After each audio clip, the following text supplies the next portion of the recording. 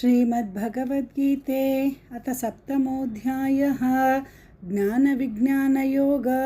श्रीभगवानुवाच मय्यासक्तमनः पार्थ योगं युञ्जन्मदाश्रयः असंशयं समग्रं मां यथा ज्ञास्यसि तच्छृणु।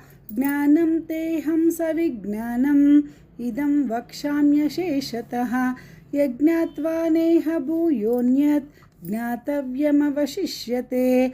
मनुष्याणां सहस्रेषु कश्चिद्यतति सिद्धये यततामपि सिद्धानां कश्चिन्मां वेत्ति तत्त्वतः। भूमिरापो नलो वायुः कं मनो बुद्धिरेव च अहङ्कार इतीयं मे भिन्ना प्रकृतिरष्टधा। अपरेयमितस्त्वन्यां प्रकृतिं विद्धि मे परां जीवभूतां महाबाहो ययेदं धार्यते जगत्। एतद्योनीनि भूतानि सर्वानीत्युपधारय अहं कृत्स्नस्य जगतः प्रभवः प्रलयस्तथा। मत्तः परतरं नान्यत् किञ्चिदस्ति धनञ्जय। मयि सर्वमिदं प्रोतं सूत्रे मणिगणा इव। रसोऽहमप्सु कौन्तेय प्रभास्मि शशिसूर्ययोः। प्रणवः सर्ववेदेषु शब्दः के पौरुषं नृषु। पुण्यो गन्धः पृथिव्यां च तेजश्चास्मि विभावसौ। जीवनं सर्वभूतेषु तपश्चास्मि तपस्विषु। बीजं मां सर्वभूतानां विद्धि पार्थ सनातनं। बुद्धिर्बुद्धिमतामस्मि तेजस्तेजस्विनामहं। बलं बलवतां चाहं कामरागविवर्जितं। धर्माविरुद्धो भूतेषु कामेऽस्मि भरतर्षभ। ये चैव सात्विका भावा राजसास्तामसाश्च ये मत्त एवेति तान् विद्धि न त्वं तेषु ते मयि। त्रिभिर्गुणमयैर्भावैः रेभिः सर्वमिदं जगत् मोहितं नाभिजानाति मामेभ्यः परमव्ययम्।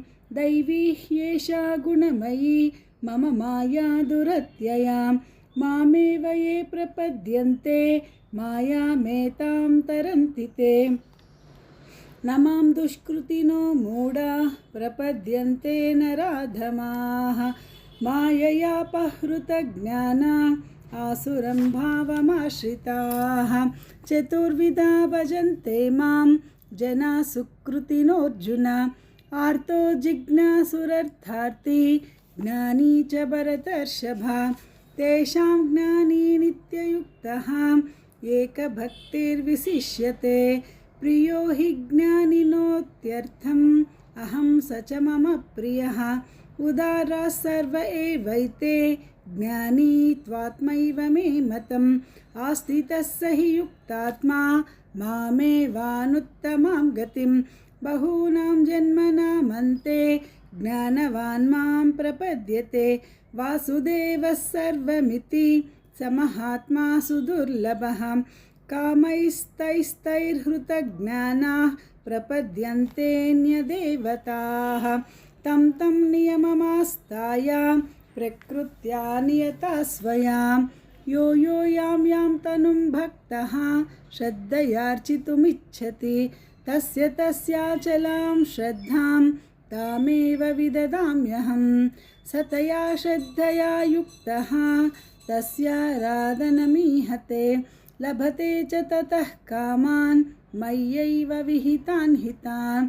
अन्तवत्तु फलं तेषां तद्भवत्यल्पमेधसां।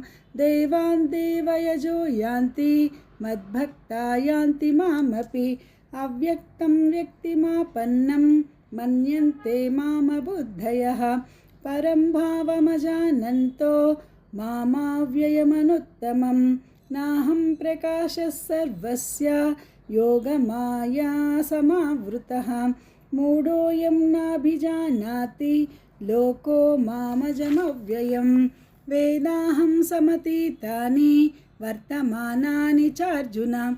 भविष्यानि च सर्वभूतानि मां तु वेद न कश्चन।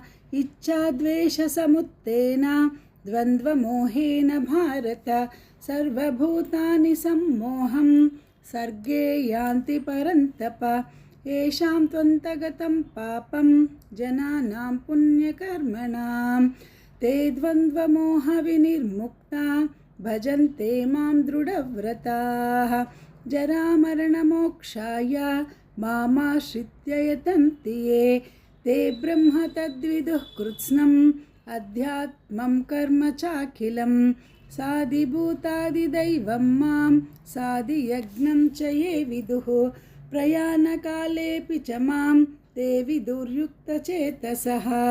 ॐ तत्सदिति श्रीमद्भगवद्गीतासूपनिषत्सु ब्रह्मविद्यायां योगशास्त्रे श्रीकृष्णार्जुनसंवादे ज्ञानविज्ञानयोगो नाम 7मोऽध्यायः।